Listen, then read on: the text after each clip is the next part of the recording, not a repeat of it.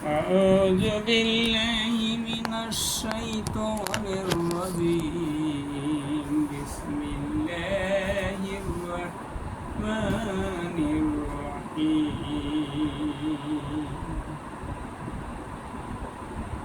أفلا يتدبرون القرآن ولو كان من عند غير الله لوجدوا فيه اختلافا كثيرا الحمد لله والصلاة والسلام على رسول الله وصحبه أجمعين أما بعد أعوذ بالله من الشيطان الرجيم بسم الله الرحمن الرحيم فاسألوا أهل الذكر إن كنتم لا تعلمون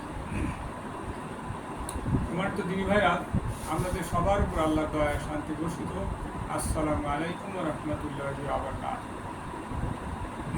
তোমার তো দর্শক শ্রোতা ভাই বোন বন্ধুরা যে যেখান থেকে আপনারা দেখছেন আপনারা লাইভকে বেশি করে শেয়ার করবেন। কেন? আল্লাহ বলছেন যে ভালো কাজের সুপারিশ করবে সেও তার অংশ পাবে, যে মন্দ কাজের সুপারিশ করবে সেও তার অংশ পাবে। আর আল্লাহ তোমাদের সব খবর রাখেন। তাহলে আমরা ভালো কাজের সুপারিশ করব, এতে করে আমরা যেমন দুনিয়ায় লাভবান হব পরকালেও তেমনই লাভবান হব। أعوذ بالله من الشيطان الرجيم بسم الله الرحمن الرحيم قل إن الصلاة ونسكي ومحياي ومماتي لله رب العالمين আল্লাহ বলতেছেন যে হে রাসূল আপনি বলুন আমার নামাজ, আমার ভালো কাজ, আমার জীবন, আমার মৃত্যু সব কিছু আল্লাহ রাব্বুল আলামিনের সন্তুষ্টির জন্য। সম্মানিত বন্ধুরা, তাহলে বোঝা গেল আমরা যে কাজই করি না কেন, যেখানেই থাকি না কেন, আমাদের উদ্দেশ্য হবে একটাই, সেটা হলো আল্লাহর সন্তুষ্টি। আমরা যেখানেই থাকবো আল্লাহর সন্তুষ্টি, আল্লাহর ভয় ভীত থাকবো। আমরা যখন কোনো খারাপ কিছু আমাদের মনে আসবে তখন আমরা আল্লাহর ভয়ে কী করবো, সেইখান থেকে সরে আসবো, তাহলে আল্লাহ খুশি হবে। কী বলেন আপনারা? তাহলে আবার যেখানে আল্লাহ তাআলা আদেশ করছেন সেই কাজটা আমরা ভালোভাবে করার চেষ্টা করবো যেন আল্লাহ খুশি হয়। আলহামদুলিল্লাহ। তো বন্ধুরা, আমরা মুসলমান, আমি অনেক মসজিদে দেখেছি আমাদের অনেক মুরব্বী আছেন, তারা নামাজ পড়তেছে, সমানে নামাজ পড়তেছে, মাশাআল্লাহ ভালো, নফল নামাজ যত পড়বে তত ভালো। তো মুরব্বী সেই ব্রিটিশ পিরিয়ডের লোক, অনেক বয়স। মুরব্বীকে জিজ্ঞেস করলাম, মুরব্বী বায়াত কি হয়েছেন? রাসূল সাল্লাল্লাহু আলাইহি ওয়াসাল্লাম বললেন যে যদি কেউ মারা গেল আর তার কাঁধে বায়াত নাই, আর মৃত্যু হলো জাহিলিয়াতে মৃত্যু। কত বিরাট ব্যাপার। এখন সে মুরব্বী উল্টাপাল্টা কথা বলে, শিক্ষিত মানুষ কয় যে আল্লাহ বলছেন নিয়তের উপর আল্লাহ বরকত দেয়। তো ভালো কথা, আল্লাহ তো নিয়তের উপরই বরকত দিবেন, ইন্নামাল আমালু বিন্নিয়াত। রাসূল সাল্লাল্লাহু আলাইহি ওয়াসাল্লাম বলছেন যে তার নিয়তের উপর তার কাজের ফলাফল বর্তাবে, তার ফলাফল আল্লাহ দিবেন নিয়তের উপরে। তাহলে এখন এই মুরব্বী বুদ্ধিমান মানুষ, কিন্তু বাইয়াত সম্পর্কে সে কথা বলতে চায় না। সুবহানাল্লাহ। মানুষ যেমন বুদ্ধিমান সাথে সাথে বোকাও হয়, বেকুবও হয়। তাহলে বাইয়াত সম্পর্কে যদি আপনি না জানেন তাহলে আপনি হবেন বোকা মানুষ, বেকুব মানুষ।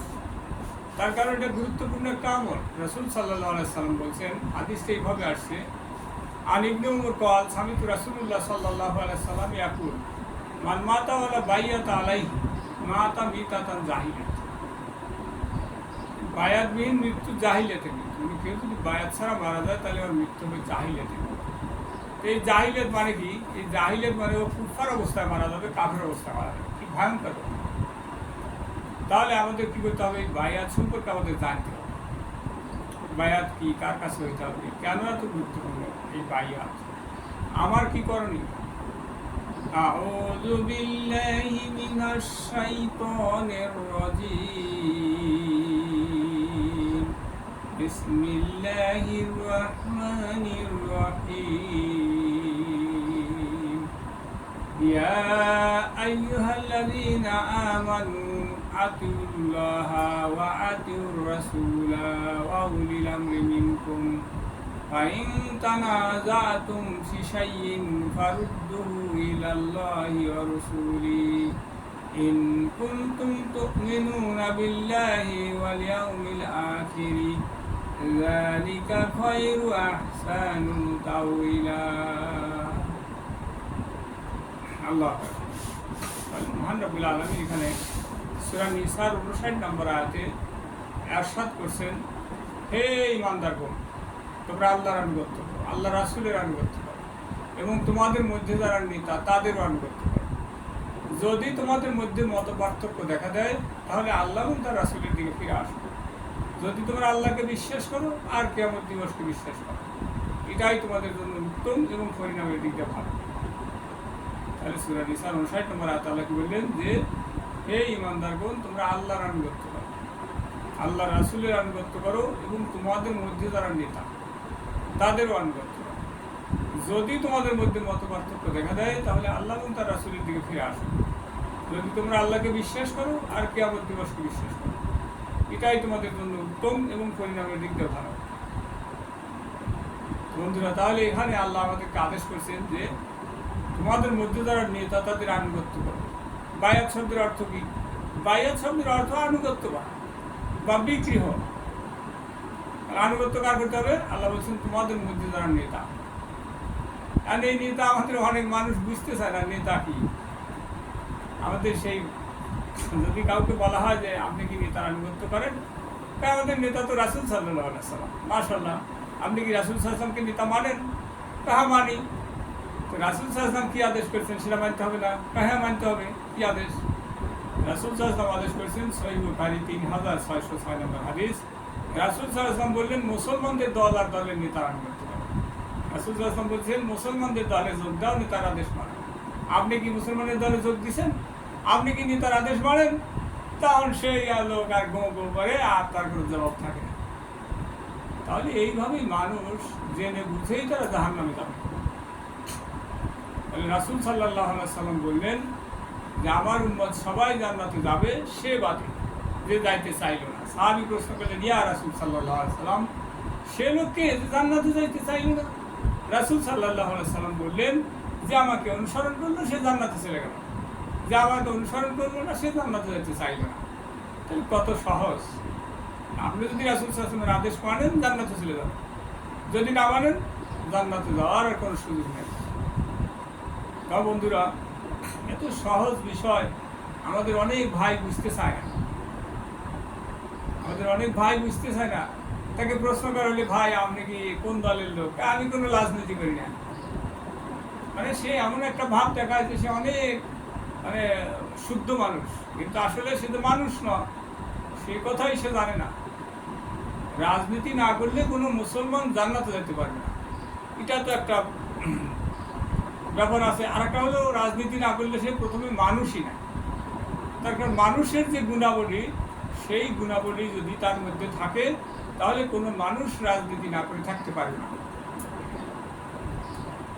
রাজনীতি না করলে সে থাকতে পারবে না। কেন পারবে না? তার কারণ একটা স্বাভাবিক, একটা সুস্থ মানুষ অন্যায় দেখলে তার ভালো লাগে না, সে কি করে? অন্যায়ের বিরোধিতা করতে চায়। এটা স্বাভাবিক, মানুষের স্বভাব। অন্যায় হচ্ছে, মানুষকে জুলুম করা হচ্ছে, তখন সেই মানুষটা কি করে? সে তখন সোচ্চার হয়। কিন্তু যদি সোচ্চার না হয় তাহলে কি বোঝা যাবে? বোঝা যাবে তোর মানুষত্ব বোধ নাই, ওর মধ্যে কি নাই? মনুষ্যত্ব বোধ নাই, ও মানুষ না। আর যদি কেউ বলে যে আমি আহলে হাদিস, আমি কোনো দল করি না, রাজনীতি করি না, তাহলে বুঝতে হবে ও মানুষ না। তাহলে মানুষের প্রথম বৈশিষ্ট্য হলো সে প্রতিবাদ করে, অন্যায়ের প্রতিবাদ করে। তাহলে অন্যায়ের প্রতিবাদ যে না করে সে মানুষ না। আর রাসূল সাল্লাল্লাহু আলাইহি ওয়াসাল্লাম বলছেন তার কোনো ঈমান নাই। রাসূল সাল্লাল্লাহু আলাইহি ওয়াসাল্লাম বলছেন যে ঈমানের স্তর হলো তিনটা। এক নম্বর হলো, সর্বোচ্চ স্তরের ঈমান হলো যে অন্যায় দেখলো আর দুই হাত দিয়ে বাধা দিল, সে হলো 1 নম্বর ঈমানের ফার্স্ট ক্লাস ঈমানদার, 1 নম্বর ঈমানদার। তারপরে তার পরের স্তর হলো যে অন্যায় দেখলো, সে হাত দিয়ে বাধা দিতে পারছে না, সে কী করবে? মুখ দিয়ে বাধা দিবে। সে কী করবে? কথা বলবে, অন্যায়ের বিরুদ্ধে কথা বলবে। তারপরে এটা হলো কি দ্বিতীয় স্তর। তৃতীয় এবং সর্বশেষ স্তর হচ্ছে সে লোকটা দূর থেকে ঘৃণা করবে, তার মুখ দিয়ে কথা বলাও সম্ভব না। যে মুখ দিয়ে যদি কথা বলি তাহলে আমাকে ওরা আমার ক্ষতি করবে, আমাকে মেরে ফেলবে, আমার সংসার ধ্বংস করে দেবে, আমার ফ্যামিলি ধ্বংস করে দেবে। তাহলে সে লোক কী করবে? দূর থেকে সে ঘৃণা করবে এবং তার যে শক্তি সামর্থ্য আছে সেটা কীভাবে প্রয়োগ করা যায় সে কী করবে? সে চেষ্টা করবে। এটা হলো সর্বনিম্ন স্তরের ইমানদার। এখন কোনো মানুষ যদি এতটুকু অনুভূতি তার না হয় যে আমি এখনো অন্যায়ের আমি আর পক্ষেও না বিপক্ষেও না, আমি কোনো দল করি না, তাহলে কী হবে? সে আর মানুষ থাকে না, তার কোনো ইমান থাকে না। তাহলে আমরা বন্ধুরা তাহলে আমরা বুঝতে পারছিলাম যে একটা মানুষ রাজনীতি যদি না করে তাহলে প্রথমত সে মানুষ না। আর ইসলামের পরিভাষায় রাসূল সাল্লাল্লাহু আলাইহি ওয়াসাল্লাম বলছেন যে তার কোনো কি নাই, তার কোনো ইমান থাকবে না। তাহলে রাসূল সাল্লাল্লাহু আলাইহি ওয়াসাল্লাম বললেন যে মুসলমানদের দল আর দলের নেতার আনুগত্য করো। সহিহ বুখারী 3600 নম্বর হাদিস। আল্লাহ বলছেন তোমাদের মধ্যে যারা নেতা তাদের আনুগত্য করো। আর রাসূল সাল্লাল্লাহু আলাইহি ওয়াসাল্লাম বললেন যে মুসলমানদের দল আর দলের নেতার আনুগত্য করো। তাহলে যদি কোনো মুসলমান সে মুসলমানদের দলে যোগ না দেয়, নেতার আদেশ না মানে, তাহলে সে আর জান্নাতে যেতে পারবে না। তার কারণ সে রাসূল সাল্লাল্লাহু আলাইহি ওয়াসাল্লামের আদেশ মানে না। আর রাসূল সাল্লাল্লাহু আলাইহি ওয়াসাল্লামের আদেশ মানা ছাড়া কেউ জান্নাতে যেতে পারবে না। সম্মানিত দর্শক শ্রোতা ভাই বোন বন্ধুরা, আপনারা যে যেখান থেকে দেখছেন লাইভটা বেশি বেশি শেয়ার করবেন, বেশি বেশি শেয়ার করবেন যেন আমাদের মুসলমান ভাই বোনেরা তারা বিষয়টা জানতে পারে। আর তাদের যেন এইটা সুযোগ হয় যে তারা যেন একটা তাদের জান্নাতে যাওয়ার একটা পথ তারা খুঁজে পায়। আর তারা যদি আমাদের এই বিষয়গুলো থেকে দূরে থাকে, তারা যদি রাজনীতির মধ্যে না আসে, তাহলে জান্নাতে যেতে পারবে না। রাসূল সাল্লাল্লাহু আলাইহি ওয়াসাল্লাম বললেন যে আমি 5টা বিষয়ের প্রতি আদিষ্ট হয়েছি, আর সেই 5টা বিষয় আমি তোমাদেরকে আদেশ দিচ্ছি। 1 নম্বর দল করো, সংগঠন করো, রাজনীতি করো। 2 নম্বর শ্রবণ করো, নেতা কী বলে মন দিয়ে শোনো। 3 নম্বর আনুগত্য করো, তা যা আদেশ করে তাই করো। 4 নম্বর হিজরত করো। 5 নম্বর আল্লাহর পথে জিহাদ করো। রাসূল সাল্লাল্লাহু আলাইহি ওয়াসাল্লাম বললেন যদি কেউ মুসলমানদের দল থেকে 1 বিঘত পরিমাণ দূরে চলে গেল, তাহলে সে তার গলা থেকে ইসলামের জিনজির খুলে ফেলাত। সাহাবী প্রশ্ন করলেন ইয়া রাসূল সাল্লাল্লাহু আলাইহি সাল্লাম, সে যদি নামাজ পড়ে, সে যদি রোজা রাখে? রাসূল সাল্লাল্লাহু আলাইহি সাল্লাম বললেন সে যদি নামাজ পড়ে, সে যদি রোজা রাখে আর নিজেকে মুসলমান দাবিও করে, তবুও সে জাহান্নামী। তাহলে বিষয়টা কি দাঁড়ালো? যে যদি কোনো মুসলমান মুসলমানদের দলের সাথে না থাকে, মুসলমানদের দলে ভোট না দেয়, রাজনীতি না করে, নেতার আদেশ না মানে, সেই লোক নামাজ রোজা যাই করুক না কেন, যত আমলি করুক না কেন, সে জাহান্নামী। আমরা এই পর্যন্ত বুঝতে পারছি ইনশাআল্লাহ। তাহলে এই বিষয়টা আমরা চাই আমাদের সব মুসলমান ভাই বোনেরা যেন তারা মুসলমানদের দলের সাথে চলতে, আর তারা যেন জান্নাতে যায়। তাহলে কত সুন্দর, আমরা সবাই মুসলমানের দলে যোগ দেবো আর সবাই মিলে জান্নাতে যাবো। আলহামদুলিল্লাহ। আমরা কি বললাম? রাসূল সাল্লাল্লাহু আলাইহি ওয়াসাল্লামের আদেশ মানলাম। আর রাসূল সাল্লাল্লাহু আলাইহি ওয়াসাল্লামের আদেশ মানার নামই হচ্ছে ইসলাম। কিন্তু আমাদের অনেক মুসলমান তারা জানে না সত্যিকারের ইসলাম কি, তারা বোঝে না। তা বুঝবেন এটাই স্বাভাবিক, কারণ রাসূল সাল্লাল্লাহু আলাইহি ওয়াসাল্লাম বলছেন যে আমার উম্মত 73টা দল হবে, একটা দল জান্নাতে যাবে আর 72 দল জাহান্নামে। সাহাবী প্রশ্ন করলেন ইয়া রাসূল সাল্লাল্লাহু আলাইহি ওয়াসাল্লাম, সেই একটা দল কোনটা যে দলটা জান্নাতে যাবে? রাসূল সাল্লাল্লাহু আলাইহি ওয়াসাল্লাম বললেন মা আনা আলাইহি ওয়া সাহাবী, যারা আমার এবং আমার সাহাবীদের আদর্শ অনুসরণ করবে, মেনে চলবে, ওরাই জান্নাতে যাবে। আমরা আজ পর্যন্ত রাখছি। অনেক বড় লম্বা ভিডিও হলে ওরা দেখতে চায় না। তো আপনারা কমেন্ট করবেন, শেয়ার করবেন, লাইক দিবেন, আর আপনাদের মতামত তুলে ধরবেন আমার কথা সঠিক না বেঠিক। আজকে আমরা এই পর্যন্ত রাখছি। আসসালামু আলাইকুম ওয়া রাহমাতুল্লাহি ওয়া বারাকাতুহু। ওয়া আখির দাওয়ানা আলহামদুলিল্লাহি রাব্বিল আলামিন। সুবহানাকাল্লাহুম্মা ওয়া বিহামদিকা আশহাদু আল্লা ইলাহা ইল্লা আনতা আস্তাগফিরুকা ওয়া আতুবু ইলাইক।